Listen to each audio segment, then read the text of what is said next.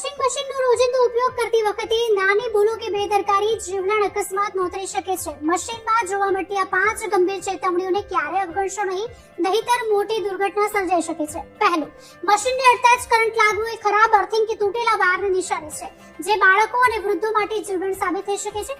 Machine ચાલુ હોય ત્યારે બળવાની ગંધ આવી કે મોટર ઓવરહીટ થવા અથવા વાયર ઓગળવા જેવા કારણે શોર્ટ સર્કિટ કે આગ પણ લાગી શકે છે. મશીન પાસે પાણી લીક થવું એ ફાટેલી પાઇપ કે ખરાબ સીલની નિશાની છે, જેના કારણે ફ્લોર ભીનો થતા ગંભીર ઇલેક્ટ્રિક શોક લાગી શકે છે.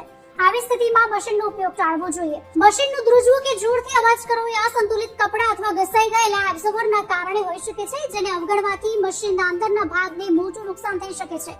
મશીન ચાલુ કરતા જ લાઇટ ગુલ થઈ જાય તો તે આંતરિક શોર્ટ સર્કિટ કે ખામીયુક્ત હીટિંગ એલિમેન્ટની નિશાની છે, જેનાથી મોટી આગ લાગી પણ શકે છે. આવી સ્થિતિમાં મશીન ફરી ચાલુ કરવાનો પ્રયાસ ન કરો. જો આ તમામ ખામી દેખાય તો મશીનનો ઉપયોગ તાત્કાલિક બંધ કરો અને પ્રોફેશનલ ટેકનિશિયન પાસે જ રિપેર કરાવો, કારણ કે સામાન્ય દેખાતી આ બેદરકારી મોટી દુર્ઘટના કે જીવલેણ અકસ્માત નોંધાઈ શકે છે.